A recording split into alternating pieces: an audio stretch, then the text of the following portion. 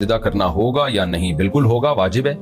نماز میں جیسے ہی سجدہ تلاوت والی آیت آئے آپ فوراً سجدے میں چلے جائیں اور اللہ اکبر کہہ کے سجدے میں جائیں، سبحان ربی الاعلیٰ 3 دفعہ پڑھیں، پھر اللہ اکبر کہہ کے واپس آئیں، پھر جہاں سے چھوڑا تھا وہیں سے قرآن شروع کر دیں۔ اور اگر سجدے والی آیت پڑھتے ہی آپ نے رکوع کر لیا اور رکوع میں سجدے کی نیت کر لی تو بھی ٹھیک ہے، اور اگر سجدے والی آیت پڑھتے ہی رکوع نہیں کیا، رکوع کیا لیکن رکوع میں نیت نہیں کی تو بھی ٹھیک ہے، وہ سجدے میں فرض سجدہ بھی ادا ہو جائے گا، سجدہ تلاوت والا سجدہ بھی ادا ہو جائے گا۔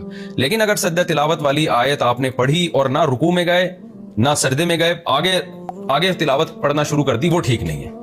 یعنی یا تو رکوع کریں یا سجدہ فرض نماز والا ہی سجدہ کریں یا الگ سے سجدہ کریں، آگے نہیں، آپ کنٹینیو تلاوت جاری نہیں رکھ سکتے، جاری رکھیں گے تو پھر گناہ ہوگا۔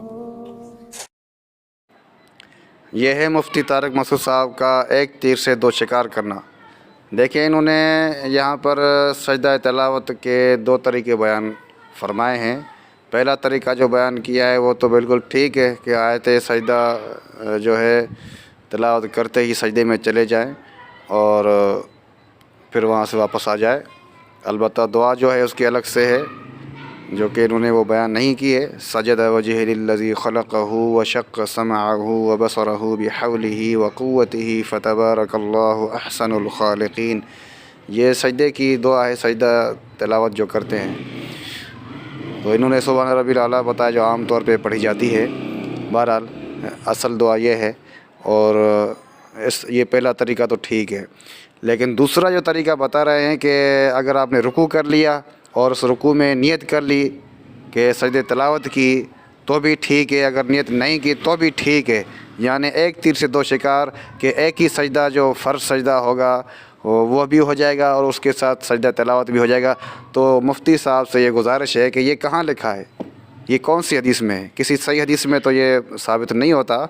تو یہ کارستانیہ ہیں فقہ حنفی کی جو اپنی طرف سے مسائل گھڑتے ہیں اور اپنی طرف سے دین میں دخل اندازی کرتے ہیں۔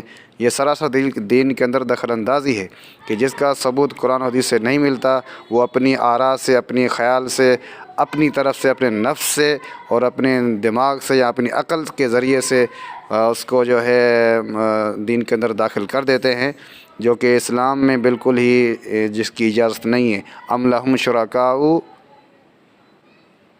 اللہ تبارک و تعالیٰ فرماتا ہے کیا ان کے شرکاء ہیں؟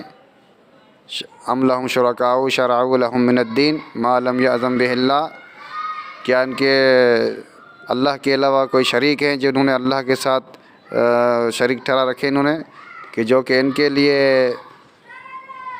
دینی قوانین بناتے ہیں، دینی شریعت بناتے ہیں جس کی اللہ نے حالانکہ اجازت نہیں دی ہے۔ ما لم یأذن بہ اللہ، دین کے اندر دخل اندازی کی اللہ تبارک و تعالیٰ نے کسی کو اجازت نہیں دی ہے، تو ان کو کس نے اجازت دی ہے؟ مفتی صاحب کو، کہ اپنی طرف سے دین کے اندر دخل اندازیاں کریں۔ یہ فقہ حنفی کی جو ہیں کارستانیاں ہیں۔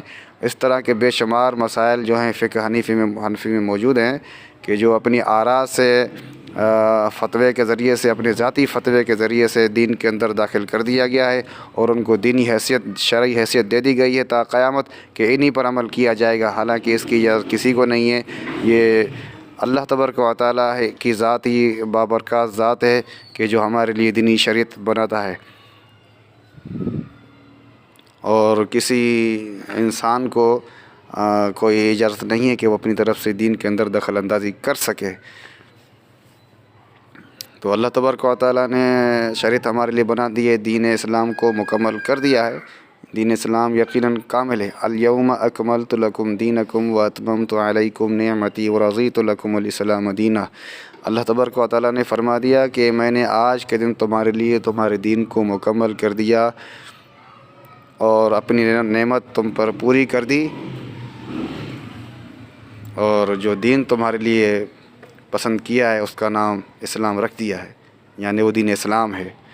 تو اللہ تبارک و تعالیٰ کا جو دین ہے، دین اسلام ہے، وہ کامل ہے، مکمل ہے، اسی کی ہم نے پیروی کرنی ہے۔ اللہ تعالیٰ نے اسی پر چلنے کا، اسی کی اتباع کرنے کا ہمیں حکم دیا ہے۔ اتبعوا ما انزل الیکم من ربکم ولا تتبعوا من دونہ اولیاء قلیلا ما تذکرون۔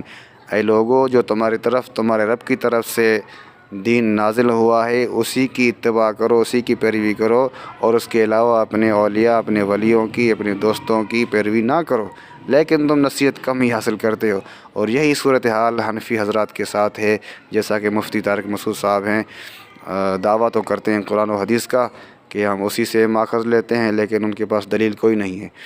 تو ان سے گزارش ہے کہ اگر یہ جو مسئلہ انہوں نے بیان فرمایا ہے اس کی کوئی دلیل ہے، کوئی ثبوت ہے قرآن حدیث کے ذریعے سے، کوئی صحیح حدیث ہے تو وہ ہمیں بتائیں تاکہ ہمارے علم میں بھی آ جائے. لیکن ایسا وہ کر نہیں سکتے اور نہ یہ دلیل دے سکتے ہیں کیونکہ ان کے پاس کوئی دلیل نہیں ہے اور یہ اپنی طرف سے انہوں نے دین کے اندر دخل اندازی کی ہے. اللہ تبارک و تعالی ہمیں ایسے قبیح اعمال سے پناہ میں رکھے، محفوظ و مامون رکھے، بچا کر رکھے. اور مفتی طارق مسعود صاحب اور دیگر جو اس طرح کے علماء ہیں اللہ تبارک و تعالیٰ ان سب کو یہ توفیق عطا فرمائے کہ جو دین اللہ تبارک و تعالیٰ نے اپنے پاس سے نازل فرمایا ہے اسی دین کی پیروی کریں، اسی پر عمل کریں، اسی کو پھیلائیں، اسی کو نشر و اشاعت کریں اور اسی کی تبلیغ کرتے رہیں، بجائے اس کے کہ وہ اپنی طرف سے دین کے اندر آراء زنی کریں اور فتویٰ بازی کرتے رہیں کہ لوگ بھی گمراہ ہوں اور خود بھی جو ہیں گمراہی کا شکار ہو جائیں. اللہ اعوذ باللہ. اللہ تبارک و تعالی ہم سب کو خالصتاً دین اسلام پر عمل کرنے کی توفیق عطا فرمائے اور اسی کو دوسروں تک پہنچانے کی توفیق عطا فرمائے اور اسی کی نشر و اشاعت کرنے کی توفیق عطا فرمائے جو قرآن مجید میں اور صحیح احادیث میں محفوظ و مامون ہے. آمین.